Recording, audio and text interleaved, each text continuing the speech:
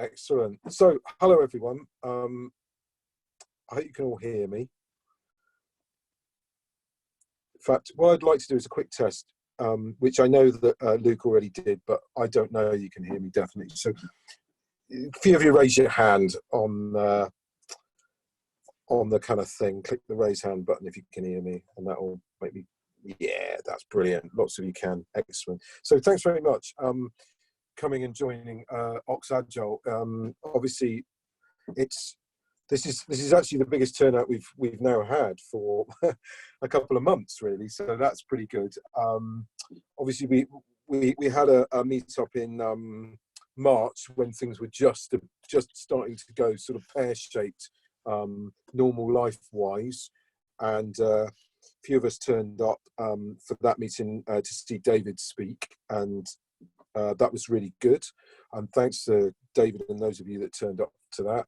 And last month, really just due to the lockdown chaos, and we didn't have anything massively programmed. It was going to be a kind of group activity in a room. It didn't seem practical, so we cancelled it. I'm really pleased to have Luke joining us this month to give us a talk. I haven't really got any particularly announcements about health and safety because there isn't any, hopefully, but obviously trusted that you're at home, you know where your fire exits are in case of emergencies, and that you're comfortable. So how we're going to run it is Luke's going to give his talk, and then we're going to do a discussion afterwards, and at the end I'm just going to do an announcement about upcoming meetups. John, who's on the call with us tonight, is going to be presenting next month. So we'll just allow a little bit of time at the end for him to talk about what he's going to present to us. I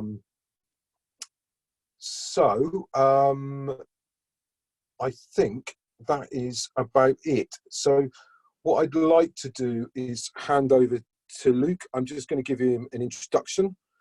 So Luke's giving a talk on how I learned to stop worrying and leave work on time, which is really interesting for me to listen to under the current circumstances, considering I'm working from my garden shed, like a lot of you are probably in strange situations.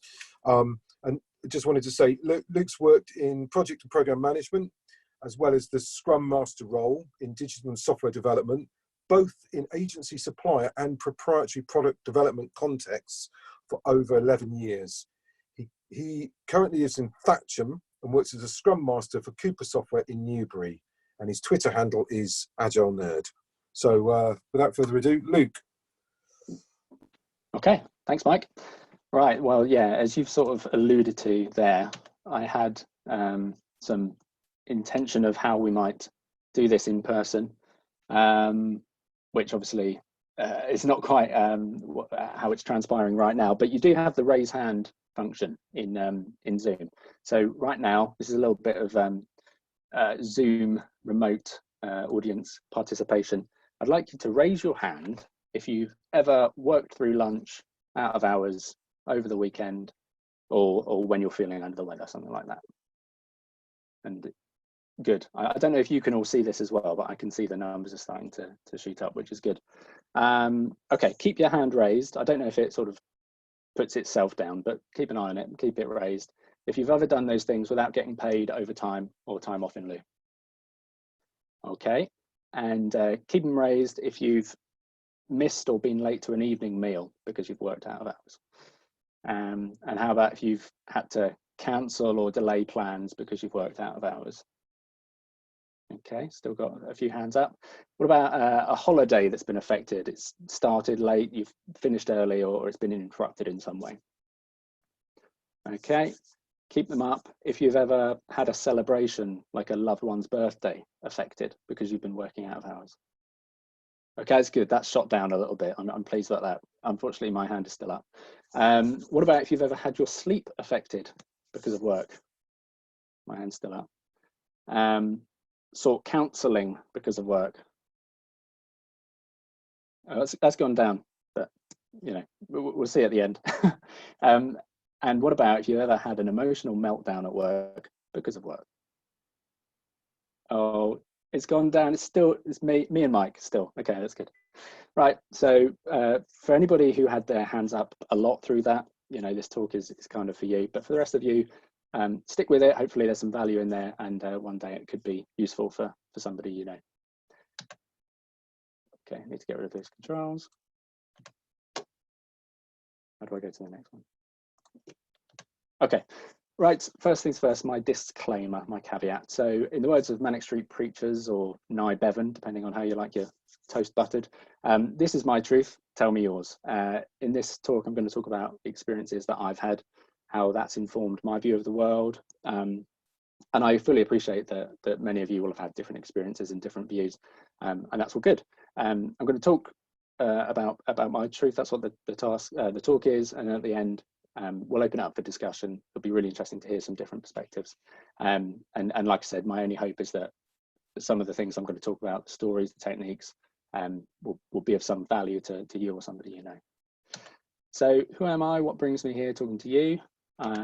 Mike's already gone over it really. I'm a lean and agile practitioner.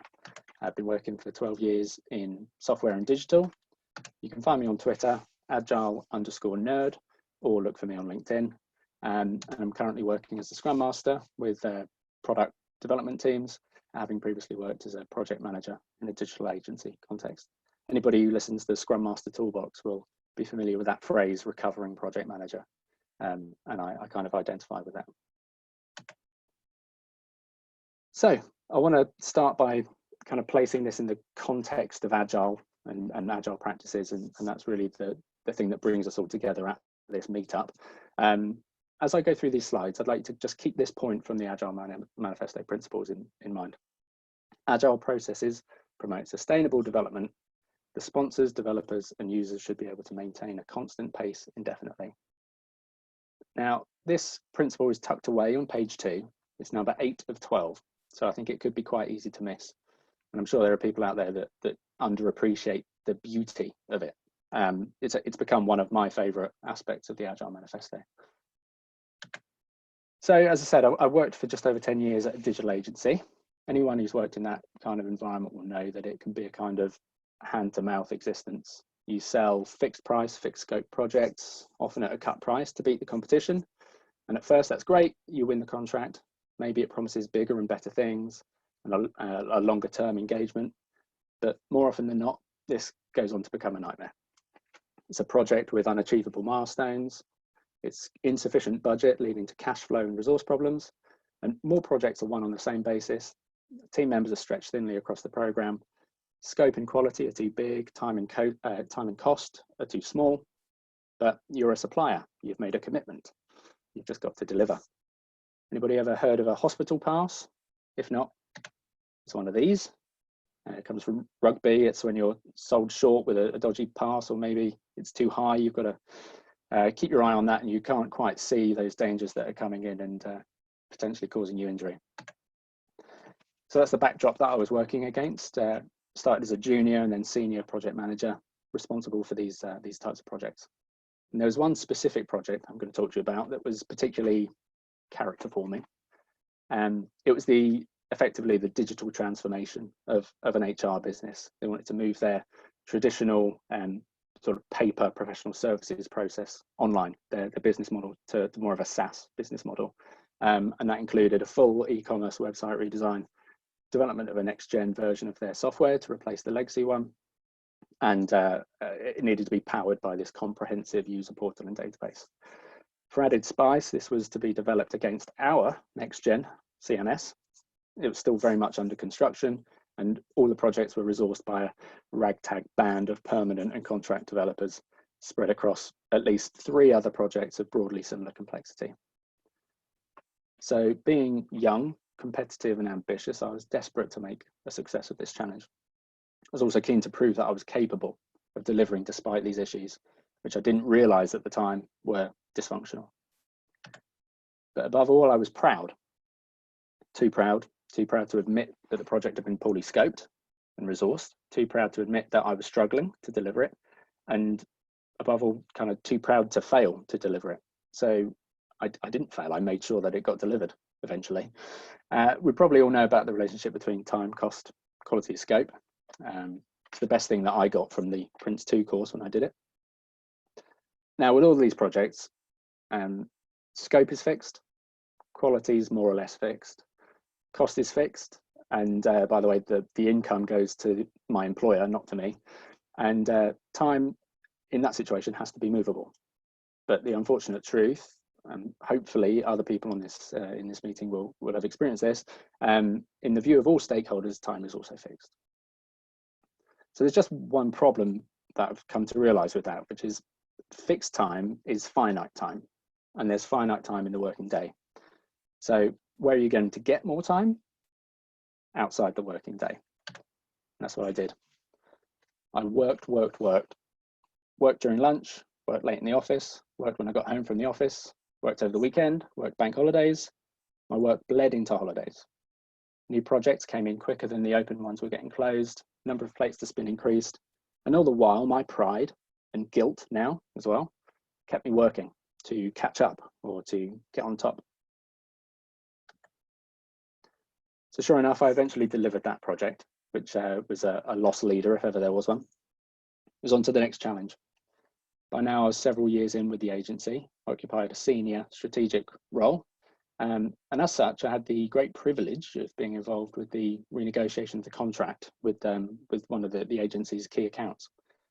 Terms of service, warranties, SLAs, drafted, redrafted, drafted again. All of this against a backdrop of huge stress and pressure. You know, what if we mess this up? What if we lose the contract? The livelihood of the entire company and its employees, our colleagues and friends, relied on us to negotiate a good deal on fair terms with realistic, reasonable and sustainable expectations. All of this while striving to maintain a positive relationship. At times, this project made Brexit feel like a walk in the park. All of this was also supposed to be done alongside business as usual, by the way. So again, we're talking about high pressure, high stakes work, complex scope, high quality, insufficient time. The result? Continuing to beg, borrow and steal time wherever possible. My time, my family's time, time that really we all need for ourselves to rest and come back strong for the next day. So fast forward a few months, the contract gets signed, the T's are crossed, the I's are dotted. Normal service can resume, but not for me. For many reasons that probably don't belong in this talk, I decided the time's right for me to move on and to pursue my career as a Scrum Master in a different context. So after a time, a few months of job hunting, I found something, moved on. And it was a few months later that I heard from one of my ex-colleagues. Over the course of the conversation, 2 bombshells were dropped. The first, the customer with that hideous project that I was talking about, I invested so much of my time into, they decided that the software wasn't quite right for them. They weren't going to change their business model, and that effectively negated the need for the whole software that we'd built for them anyway. And the second one is that the unthinkable had happened with the key customer whose contract we'd renegotiated. They expressed their intent to exit at the end of the agreement. Now, on this second point, unfortunately, my employer had kind of grown so reliant on that company's business that they decided to just close the doors, make staff redundant, close the doors at the end. So effectively, you know, that's saying that dozens of customers and projects that we'd all invested so much of ourselves into would be gone at the end of that. So these experiences really cast in quite a stark light the question to me, which was it worth it? And of course, I have to look back and say with 2020 vision in hindsight that no, not really, wasn't worth it. So I'm kind of mixing up the timeline a little bit for narrative effect. These bombshells didn't trigger that realization in me that my work-life balance was wrong. That came a few years earlier, and I'll talk about that. But the bombshells did help me to realize that my hunch was correct and to crystallize in my mind the beauty of that principle around sustainable working practices. And that's what set me on the course with the journey that's bringing me here this evening to talk to you. So here's the first tool or technique that I want to talk to you about. And it's wisdom that comes from an unlikely source. Maybe some of you saw this as well. So this is about Cher's mum. I was watching the Graham Norton show a couple of years ago. Cher was on as a guest, and she was telling the audience about this story of her mum's 5-year rule, which is, if it doesn't matter in 5 years, it doesn't matter. So when I apply that rule to the anecdotes that I've told you about, I can categorically confirm that they didn't matter. So at this point, I want to be clear, I'm not advocating a lack of professionalism or a lack of care. I've just come to realize that these things need to be kept in perspective. Be passionate, ambitious, committed to the projects and the causes that you have in your work. I am, and I wouldn't advocate against that. But don't let them rule you and overstep the boundaries. Don't give more of yourself to them than is sustainable. And there's that word again. No matter how important this stuff feels to you right now, ask yourself, how important do you think it will be 5 years down the line? So I mentioned a couple of slides back that I'd recognized this unbalance in my work life a few years before.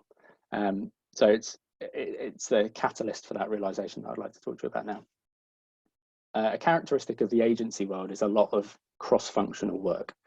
My title was project manager, but I was also covering specifications, proxy product ownership, Scrum Master role, QA, bug reporting, release management, traditional PM tasks of progress reporting, financials, meetings, communications, management of expectations, and so on.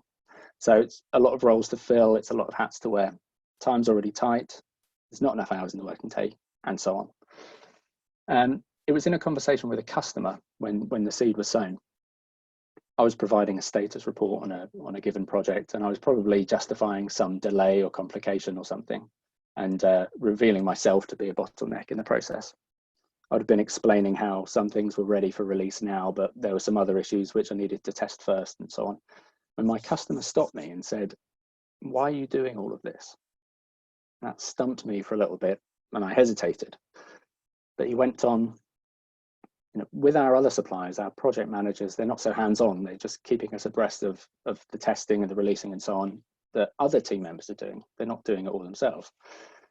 So I probably responded with something misguided, like, "Well, we're agile, we're cross-functional, that's why." The conversation moved on, but that feedback really stuck with me. Soon after, I decided to draw a chart, and I've used this again since when working with colleagues who are in similar situations. And it's just called "Can I do or should I do?" And it's quite simple. You start by brain dumping all of the things that you do in your role. So things that you're responsible for, tasks that other people have appointed you or that you've appointed yourself. Then for each task, you answer these two questions. Can I do this? Is it within my capabilities? And should I do this?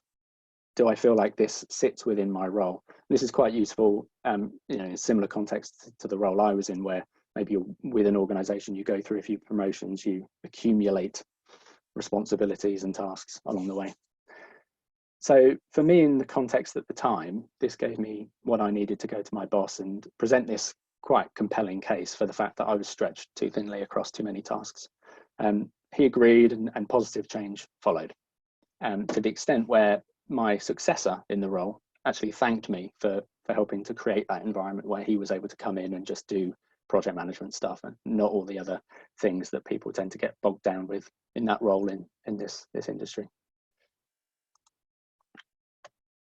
So I just want to illustrate at this point the synergy between what I've just spoken about and this principle of simplicity, which is, again, it's a principle in the manifesto.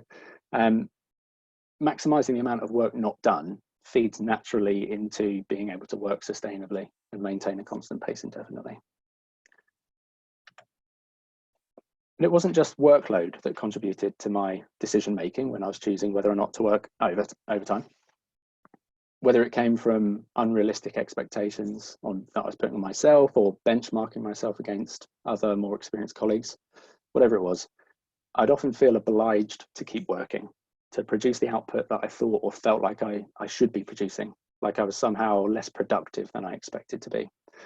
Now, part of the solution was just being kinder to myself and recognizing the dynamics at play, competing priorities, interrupts from colleagues, unplanned work, and all of that. But I think it's fair to say that what I needed was some techniques. I needed to identify some techniques to enable me to maximize my productivity and to allow me to take ownership of the decision-making process. There may be some of you out there feeling the same, like you're less productive than you expect to be, or worse still, than how you perceive others to expect you to be. So I'm just going to talk now about some of those productivity tools and techniques that I've discovered and adopted over those years. So firstly, kind of serendipitously, I saw this tweet when I was preparing this talk at tail end of last year. The most powerful productivity tool ever invented is simply the word no. So it could be perceived as quite flippant and an oversimplification, but I think with 6,000 likes and 1,500 people talking about it, it's probably onto something. And for, you know, for me, this one is key. It ties back to that, can I do, should I do exercise? And in order to maximize your productivity and maintain a sustainable workload, you might have to work out how to say no more often, mainly to respect and protect your time and things that you already have on your plate.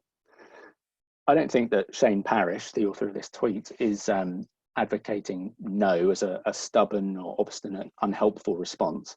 And I'm not either, by the way, but I do recommend spending some time just to reflect and find a way of saying this in a comfortable way that's in your tone of voice. So as an example, for me, softening the language of no slightly, but keeping the intent sounds a bit like, yeah, I'm afraid I don't have the bandwidth for this right now. So it's not coming out and saying no, but it's giving that message. When you give someone some feedback that there's some news that they don't want, they always want options. So you could throw something in like, you know, can we negotiate whether this trumps anything that's in my to-do list, or I should have a bit of time in X, Y, Z. Can it wait until then? The net benefit of this is that you have taken control and ownership of your work and your bandwidth, rather than it controlling and owning you. And that's quite a powerful shift, I think. Okay, so here's another one, another technique. Heard about this when I sort of stumbled across a Trello plugin of the same name, and I was piqued my interest. So I went and explored it. And I think it's quite relevant now with people working from home through COVID-19. So it's called the Pomodoro technique. It's very simple. So what you can see on the screen is a Pomodoro. It's an Italian tomato timer. And the technique was designed by Francesco Cirillo in the 80s. It's effectively extreme time boxing. So you take a task, something that's on your to-do list. You set your timer for 25 minutes and you work exclusively on that. When the timer buzzes, you down tools, give yourself a 5-minute break, and then you go again. The technique outlines that you can chain 4 repetitions of this together and then take a longer break. So you can start to see how you could break your day down into a bunch of Pomodoros. The benefits for me when I use this is that it helps to reinforce that story, that narrative that I tell myself, it's that I am productive and that I am doing my best. At the end of it, you can congratulate yourself that you've had 25 minutes pure focus on an issue. You can recognize that you're 25 minutes further through that than you would have been otherwise. In fact, I use this technique to prepare for this talk. I've used this in the past with teams as well. And when we've done that, there's been agreement across the team that someone's Pomodoro time is sacred. The team agreed that the headphone rule could be used as a signal to say that someone's in a Pomodoro, and then that protects them from interruption. And for any outside stakeholders who need to get the attention of that person, they're never more than 25 minutes away from it. It forces you to focus instead of multitasking, and it helps to resist interruptions and distractions. Okay, so far I've spoken about reducing and managing your workload to be productive, and now I need to kind of talk about how you go about choosing what to work on. I'm sure you're all familiar with a situation where you've got several P1s or must-haves on your plate, and no matter what you choose to work on next, you'll probably disappoint someone. Before, earlier in my career, I would have taken this sort of thing lying down and just invested my own time to make this work. But when I discovered this, I was starting to feel emboldened in my pursuit of a sustainable workload. It was at this time that I became aware of this post I'm going to share with you, and it's promoting a technique that's been outlined by Tim Ferriss. So you start your day with something comforting, like a cup of tea or a hot drink, something like that. You write down the 3 to 5 things that are making you feel the most uncomfortable, those things that are nagging in the back of your head, that you really feel like you've been putting them off, or they're not moving as fast as you want them to. And for each one of those, you answer 2 questions. If this were the only thing I accomplished today, would I be satisfied? And will moving this forward make other things on the to-do list unimportant or easier to accomplish? You then look through the items that you've answered yes to both, and then you choose one to spend some pure focus time on that day. You block that time out. maybe even a Pomodoro to help you with that. And much like the Pomodoro technique, it's important to maintain pure focus on your on that item that you've selected. So try to avoid multitasking in that time. So Tim Ferriss is a bit of a Marmite character, I think. He's kind of charismatic, wealthy entrepreneur and thought leader. And he talks about workplace efficiency, well-being, and mindfulness. But whatever you think of him, I think that this simple technique is really neat. It helps you to kind of see the wood for the trees and establish a kind of a clear, informed strategy for how to go about tackling your to-do list. Crucially for me, this empowers you to own the decision of how you will spend your time. And you can stand by that decision at the end of the day. Just as a quick aside, when I was looking into this technique, I saw something else of Tim Ferriss, and he was kind of acknowledging that sometimes there are just days when you're not at the races. You're struggling for inspiration or creativity, motivation, whatever it is. And on these days, he suggests that you acknowledge and you recognize that this is how you're feeling. It's perfectly normal. And instead, you take the time to pay something forward, do something selfless and help someone else to feel amazing instead. I think, it's important to realize that we all have days like these. And so it's important to be kind to yourself, invest in your sense of positivity, and come back fighting tomorrow.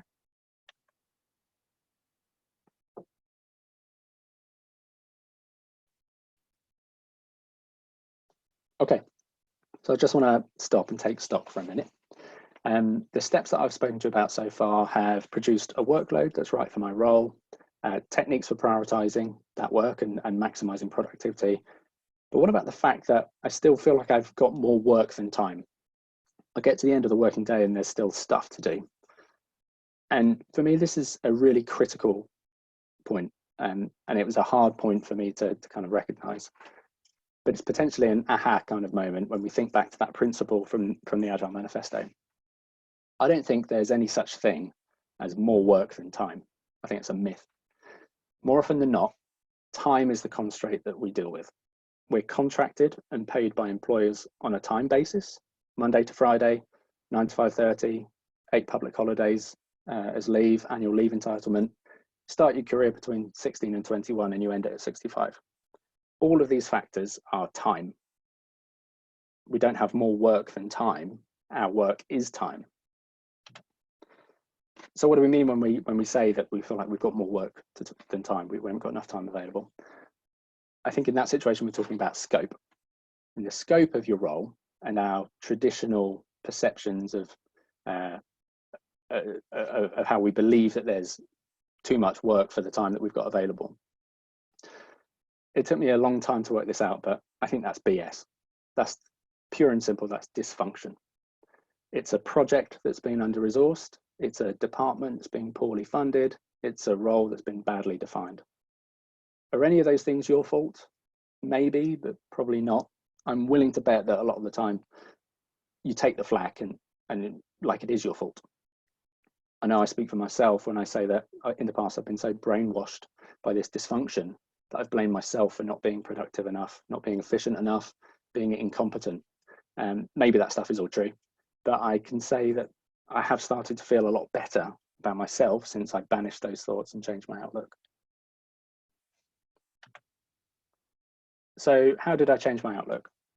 Well, as part of this ongoing enlightenment I'm talking about, I started to just take note of some of those myths that I would often hear myself saying or my colleagues, and particularly ones that come out when justifying working overtime, maybe justifying to yourself, I don't know, or to each other. Maybe you'll recognize them. Here's one: I'm doing the future me a favor, or I'm just getting my inbox under control. I'll be happy when I've cleared my inbox. I just need to get on top of my workload. Those are some examples. The inbox one's a good one for me. I'd hear it an awful lot from my colleagues in customer-facing roles, services, support, account management, that sort of thing. But for me, there's just one problem with it, and that's Newton's third law. Every action has an equal and opposite reaction. If we consider what generally happens when we send an email, or if we reply to an email, we get a reply. And often that reply asks a question or it wants a further reply. So all you're doing by getting on top of your inbox is generating more work for the future you to deal with, which, think about it, doesn't sound like you're doing the future you much of a favor at all. just think for a minute as well about the message that it sends to management or colleagues and customers. If you're taking and placing phone calls, sending, receiving messages, emails out of hours, sets a precedent and an example that, firstly, it's all right to let work bleed into personal time, and B, that you're fine with it. So go ahead, keep doing it. This concept applies not just in emails and phone calls, it's also in developing or producing. If you write more code and deliver more tickets than your normal working capacity, but i.e. by working overtime, you're being more productive. And what I mean by that is you're producing more, you're creating more work for other people. That could be code reviewers, QA testers, product owners, customers. And like with every action having a reaction, you'll probably find that you've created more work for yourself. It could be pull request comments or defects or merges, deploys and release activities, that sort of thing. Think for a minute as well about the impact that this has on velocity in a sprint context. By churning out more tickets or points, whatever metric it is that you use, you're giving an unrealistic, unsustainable picture of yours and your team's capacity and velocity. And all of this dysfunction just becomes a negative reinforcing loop. One of the other myths that I mentioned a couple of slides back was the I just want to get on top of my workload myth. There's one thing that I've learned so far in my career, is that there's always stuff to do. And when there's less stuff to do, time moves more slowly. So it's not actually a good thing anyway. I don't think there's any such thing as getting on top of your workload. And I've probably only experienced this a couple of times, and that's been on the last day before you leave a job. Not only is there always stuff to do, but when you find yourself at 5:30 choosing and deciding whether to stay or go, more often than not, I would argue that you can go, you can leave. It's safe in the knowledge that the stuff will still be there in the morning. You can pick it up then when you're rested and refreshed. Now, just before I go further, I just want to briefly touch on the slide that I've chosen, because I was quite anxious to avoid choosing something that kind of guarantees tomorrow to you. I'm aware of that quote that says, "Tomorrow is a promise to no one." I think it's particularly relevant in the world we're living in right now, with the uncertainty around our work and personal lives. So I've gone for this one from Einstein, and what I like about it is it urges us to have hope for tomorrow and what we can do with it when it comes. I often hear people complain about their workload and the fact they have to pull long hours, and they put up with it. They put the hours in, and they kind of have this remark, if I don't do it, it won't get done, which may be true. But wouldn't it be interesting to shine a light on that for management? Doesn't the alternative just serve to hide the problem and reinforce to management that they don't need to hire more staff, or they don't need to stop over promising to customers, and they don't need to lighten your workload, because you'll take the strain? Ask yourself if you would put cash in an envelope to 1, 2, 4, 8 hours, your salary, whatever it is that you're working overtime, and hand that envelope to your employer.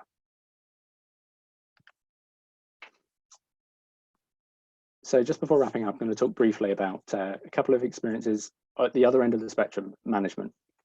Stories I've told so far, they focus on this perception, I think, that maybe it's the business or the customer that's pushing work onto us. So I think it's interesting to kind of stop and just examine what the pressures that the business might be under. I've spoken about experiences in customer-facing roles, but I've also been in product development roles, and I think quite naively I was expecting a different attitude towards workloads and long hours and heroes' efforts in those contexts. For me, I'd sort of thought that a product organization, you're all colleagues and co-workers, so why would you put your teammates through the same pressures and stresses that customers put suppliers through? But I was wrong. It does happen. People make commitments and fixed time, fixed scope, fixed quality. QE teams have their time squeezed for testing. People pull long hours. I've seen an email to professional services team for a red project which states that failure is not an option. And incidentally, on that occasion, we found out that failure was an option that had been exercised a couple of weeks later from that email. I've seen a solution architect be praised in a company-wide email for jumping on a plane at the 11th hour, flying to a different time zone at the end of his weekend to rescue a project on a Monday morning with no sleep. That was praised like that. That was a good thing, good model behavior. I've seen a product manager get signed off for 2 months with stress and burnout. A QE manager run so hard into the ground through physical pain. This is running himself into the ground. He resulted in hospitalization, and that's basically what it took to force him to rest. And even then, I'm not totally convinced that he wasn't in contact with work from his hospital bed. Working at this intensity results in fatigue and burnout, physical and mental. During that time, they're unable to contribute. They're no use to the team, to the mission and the company. And added to that, they're a source of concern, worry, stress, and so on to the remaining team members, which you could argue would impact on the productivity of the remaining team members.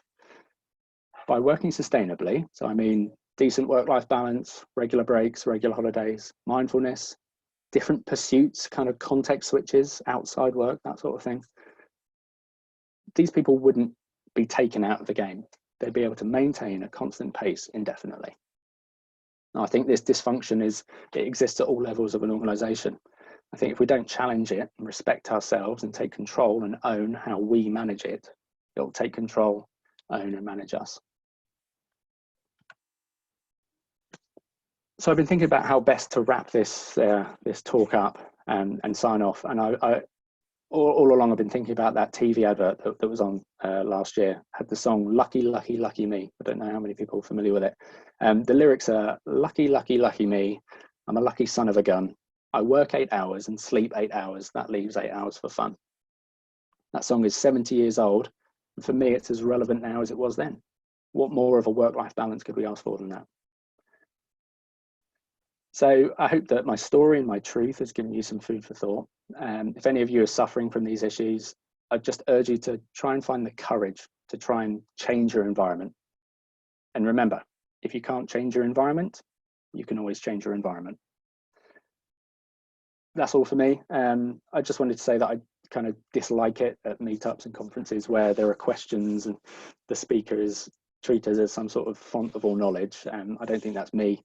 I'm no different from the rest of you. So, you know, if there's any questions or comments, I might not have a ready-made response, but maybe we can all just, you know, have a chat and think and discuss and work things out together. And the final thing I wanted to say is that I'm very new to public speaking. Maybe you could tell. So if you've got any feedback for me on my slides, my content, that sort of thing, please let me know. And that's it. Thank you very much. Thank you very much, Luke. That was brilliant. I wonder if it works if you make me host again, and then I can sort of manage the people speaking, which might be quite hard. But this is all an experiment, isn't it? Over to you. Great.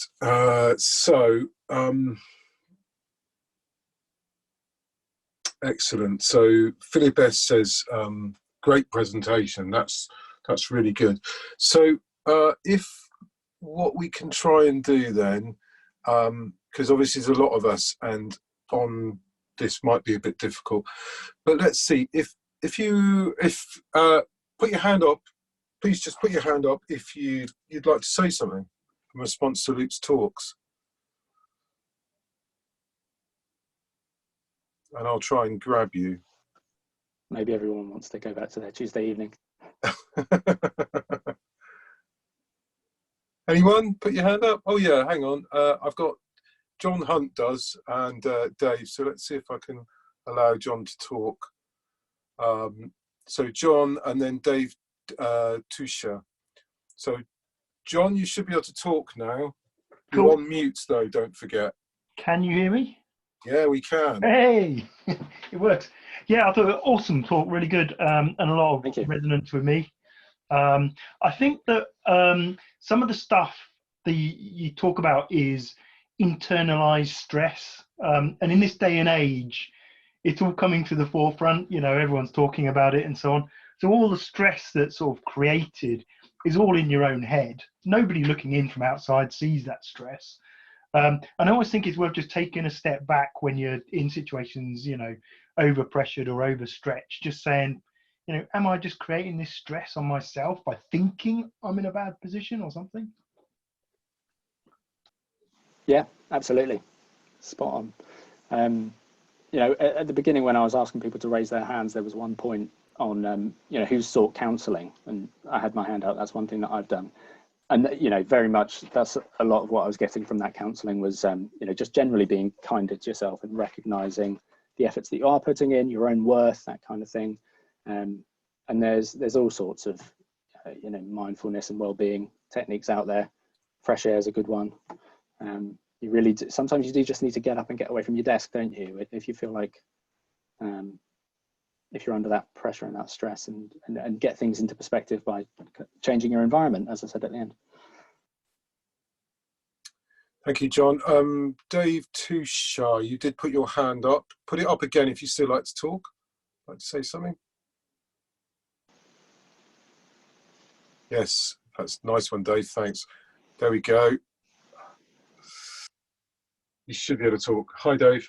Yeah, hi there. I just wondered, in terms of prioritization, was there anything specific that you found useful more than other, the techniques you've already shared? I think really that Tim Ferriss one is an effective one for me. What I like about it is that it can surface kind of inherent dependencies. That second question that says, will any of the other things go away if I do this? I think that can be useful.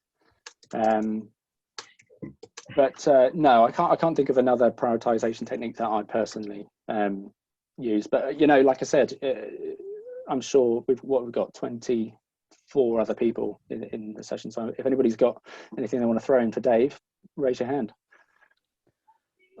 The other question I had was in terms of measuring your performance or whatever. Did you have some sort of measure? When you say whether you were satisfied with what you'd done that day, how did you come about measuring that? Yeah, I don't think nothing scientific, which might be interesting if we've got a lot of scientific writers in the call, and that's what Elsevier does. No, it's just personal. It's the bit that's going back to what John was talking about, that sense of self-imposed stress and pressure. I think you can identify in yourself if you're feeling more satisfied with your output. I think, yeah, nothing measurable. Like I said, you're always obviously getting real-time feedback from other stakeholders that you're in contact with. So if maybe there's some feedback that you've not prioritized one thing over another, goes back to that point of standing by that decision yourself. You made that decision yourself. You went through this process, and so you can stand by it. But yeah, nothing measurable in my personal experience. Thanks. Okay, I'm going to let Andy speak next. Let's see if I can make that work. It's a troublemaker. As you know him? Yeah, who let him in? Why can't I make you speak, Andy? Okay, maybe. Give me a sec. I'm just understanding the technology, guys. Right.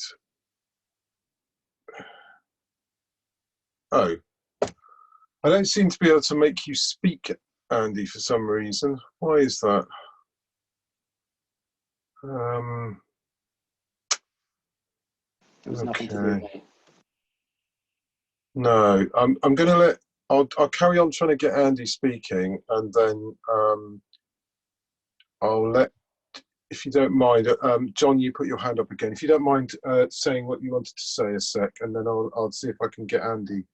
Yeah, I was just going to reply to Dave's question. So one of the things I try to do is end the day on a success. So even if it's a crappy little task or something that I just need to get off my radar, always just do one of those right at the end of the day, and it sort of helps you walk out of the office going, oh, at least I've done that, even if it's been a bad day. And then the other bit, I think giving feedback to people and then getting that reciprocating feedback is just worth its weight in gold. I mean, we're terrible at doing it in an industry, but I think even just small things, getting feedback, at least you know you're doing the right thing or going the right direction. but in order to get the feedback, it's always worth giving the feedback. You know, thanks for doing that. You know, really good, appreciated it type stuff. Yeah, and that's just sowing the seed with me as well. Reaching out for that feedback, possibly preempting the feedback, maybe, just to Dave's point of some external validation. I made these decisions. This is what I did today. Are we good? You know, that kind of thing might be worth doing. I suppose it depends on your context, doesn't it? It's probably worth pointing out that I've not really been, you know, I don't have a background in development. I'm not in a team of sort of interdependent teammates on progress. So it's possibly a slightly different context from how members of a Scrum team might feel about you know, measuring their output and their productivity. So I'm going to Kieran next. I wonder, Andy, whether you've got your audio enabled, because you're like the only person where it says don't allow them to talk on my little screen. So it could be. So yeah, go for it, Kieran. Mike. Yeah, hi, look, very, very good presentation. Thanks. Yeah, I was just going to make a point. What I try and do if I've got a big list of things in front of me, you know, you come in the morning, you've got a whole ton of emails to go through that have probably got actions associated with them, is consider what would be, you know, what would people really, you know, feel wasn't being done if I was on holiday for 2 weeks. And I know some people have got problems with the concept of being on holiday for 2 weeks, but you know, you look down that list and think, if I was out for 2 weeks, would that person care? Would that thing that they're asking for, if it didn't happen, would it matter, really? Could they find somebody else who could do it instead, is also another consideration. And that comes back to your could you, should you kind of thing, is that maybe somebody else should be doing that rather than you, even if you could do it. Even if you do know the answer, it might be right for somebody else to provide that email or that reply or that piece of help. Yeah, I really like that. Again, you know, just a thought that's come to my mind when you've been speaking there. It's kind of like, if you think about customer experience, those other people are stakeholders, aren't they? They've made a request of you, they're your customers for whatever thing it is they've asked for via email or whatever. So just, yeah, thinking about the best customer experience, it may be that you don't solve that problem for them or respond, but you could have a much more brief response to it, pointing them somewhere else, coming back to the can I do, should I do thing, possibly. Yeah, see if anybody else has got the bandwidth to help sooner than you might. But yeah, I really like that idea, Kieran, thanks. Cool. Please do put your hands up if you want to say something. I'm going to take the opportunity, seeing as no one else has, to say something. I was self-employed for a long time, as in like ran my own company. Like I was my boss, and so I'd kind of work all hours of the day, really, in that sense. And there was nothing really. It was difficult to stop doing it, really, because there was no boundary between it, because it was kind of my business and my thing. So there wasn't a work-life balance, because they were almost like the same thing. I think that's so relevant now, isn't it? We're all working from home. Yeah. I don't know. I mean, you said you're in the shed, so you've got a separate physical space. I have, yeah. Go to work, and yeah. So what's your pattern? Are you disciplined in leaving I'm trying to be disciplined, apart from when I have to sit in the evening having Zoom meetings and stuff. But yeah, I've tried to be disciplined and tried to start work at 9 o'clock. And I am actually doing quite well at that. I started work at 9 o'clock. Sometimes things run over in the evenings a bit, but also there's a bit more flexibility to like go out, you know, just do something over lunch. Not that you can actually do very much, but I'm actually enjoying it because of it's a better work-life balance, because I don't have to travel to work. Because also, I think what wasn't being taken into account when you said like 8 hours work, 8 hours sleep, and 8 hours fun, was actually there's a couple of hours out of that where you're commuting. Yeah, absolutely. you're right, I didn't touch on that, and that was a big factor in some of those anecdotes as well. My commute now is much smaller than it was, and I think that's having a positive impact. I don't know if it's the same for everybody on the call, but there's a big theme, where I am right now, of we're actually doing all right working, working remotely, working from home. So how would it be if that carried on? And that's an interesting thing, isn't it? So many of my colleagues have got long commutes that they are physically draining, and mentally as well, of course. So I think that you're absolutely right. That is another thing, and it's difficult, isn't it? Because we're not paid necessarily for that part of the working day. But maybe it's worth speaking to your employer about slightly more flexible working hours, having day from home, that sort of thing. If you are finding that the commute has an impact on your your mental health or your productivity, that sort of thing. Okay, I'm going to let Joshua speak now. You put your hand up, and then we've got a question from Ian Sykes via the chat. Hi, Luke. I just wanted to speak a little bit towards what I think of the importance of being a good role model in terms of this. That culture of everyone in the office stays late comes from somewhere, and I think part of it is if more junior staff members see the more experienced staying late, it kind of becomes like they feel that it's expected of them. And I think kind of to add to that, they when you're just starting out with a new career, you are a little bit slower than people that are more experienced of you, and I've seen lots of people kind of take that slowness as a pressure on themselves. They internalize it and think, oh God, I'm not going fast enough. So I think communicating that it's okay and we do expect you to go home at the right time, kind of by doing it yourself, is really important. You can't say one thing and then do another. Yeah, I can completely agree. I'm in a quite fortunate situation where I am right now, in that my boss and I see eye to eye on this, and it's so refreshing to hear an engineering manager talk to to his team members and echo everything that I'm presenting tonight. It doesn't always happen, and I think you're absolutely right. You need that seniority. You need seniority in terms of experience, but also in a pecking order, to really model that behaviour and reinforce it. 100%. Cool. We've got a question in from Ian Sykes here, which was how, to you directly, Luke, how good do you think the industry is with regard to ability to recognise and address situations where there is understaffing? I think understaffing's, I know Ian as well.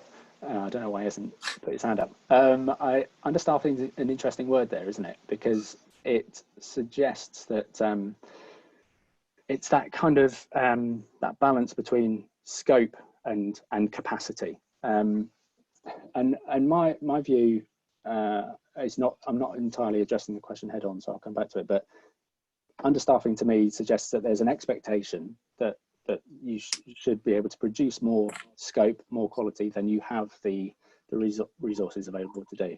So that's an imbalance already. And I think in that situation, it's important to shine a light on that. If you've got, like as Joshua was saying, people who are already of this, the enlightened few, like everybody on this call, to model that behaviour, ask those questions, challenge those situations, to point out the fact that the scope has grown, the resource pool, for want of a better term, hasn't changed. Something's got to give. You either modify your expectations around scope, or we increase the headcount.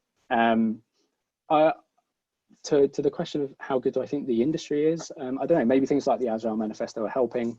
There was a point I couldn't quite shoehorn it in to my slides, but I wanted to kind of like the subplot of the whole thing is that in order to be agile, we need to work sustainably. By not doing it, you're in direct contravention of the Agile Manifesto, effectively. And I think that's quite an interesting thing to take to organizations. People are trying to be more progressive, businesses, employers that want to be progressive and agile in their way of doing business. They have to be recognized in this, and you know, taking care of their people appropriately in light of it. So I don't know if that's, Ian, you can tell me tomorrow if that hasn't answered your question, but it's the best I could do. Any more hands?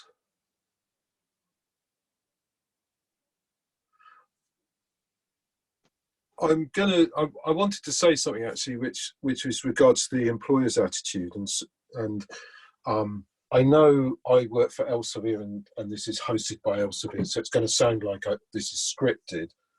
I have to personally say that I feel our company, the messaging from senior management about the current situation and the expectation of staff and the consideration that people just basically, you know, are at home trying to work and won't be able to work all hours, you know, won't be able to work their normal routines, and they might be split up and messed up and everything, has been really, really good. And I'd be interested to, and I think that's taken a lot of pressure off people who are trying to work whilst they've got their young kids at home and work from their, you know, coffee table and everything. And I wonder if anyone else there has got an anecdote about, under the current circumstances, how their company has treated them.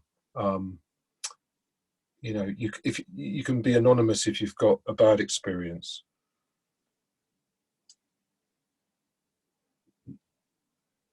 No one on that? That's okay. I think all I can do is +1.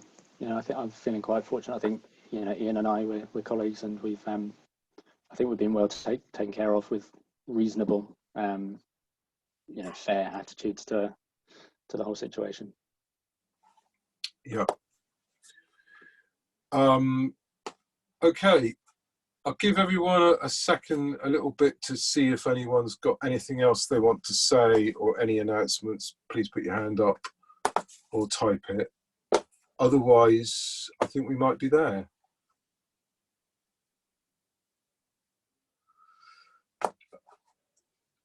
Cool. Oh, was that a hand? John again. I'm just going to say, if all goes to schedule, I'll give a talk next time. And it'll be around sort of those questions that come to project managers and why they're probably quite irritating for the guys on an agile project to ask the same questions. You know, aren't we agile? You know, surely this is all waterfall and stuff like that. There is sort of rhyme and reason behind it, but I'll give a sort of an indication as to why it is, some of the sort of ways of mitigating around it, and just some of the good and bad sort of project management-y stuff that I've seen in the background. Yeah, that's it.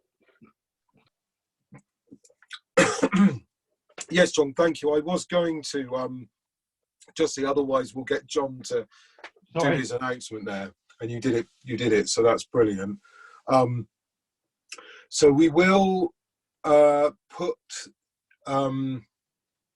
we do need to update the announcement for that, John, because I noticed we haven't got anything there. It still says to be advised. So you and I do a bit of work together maybe this week, and get that up to date, and we'll put the link out and everything.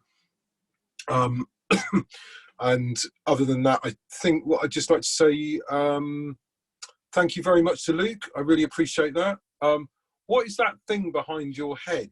To the sort of, it's like an instrument of some sort, or some kind of carved thing.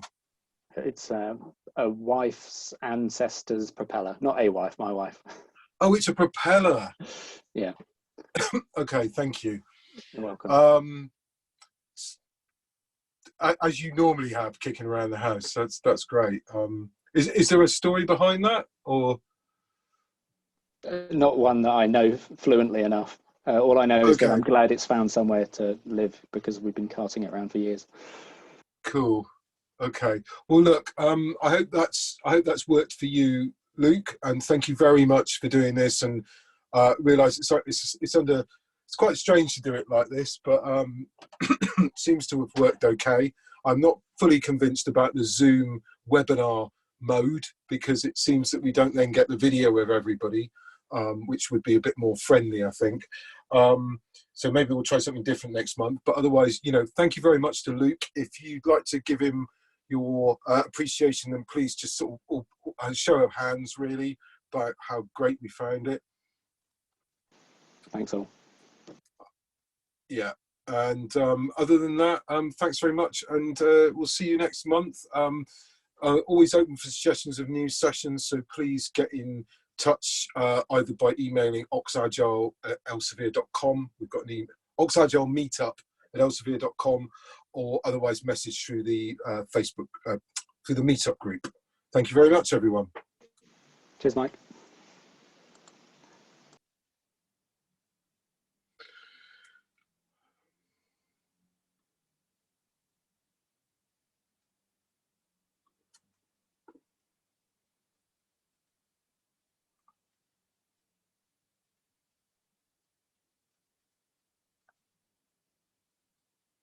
Oh.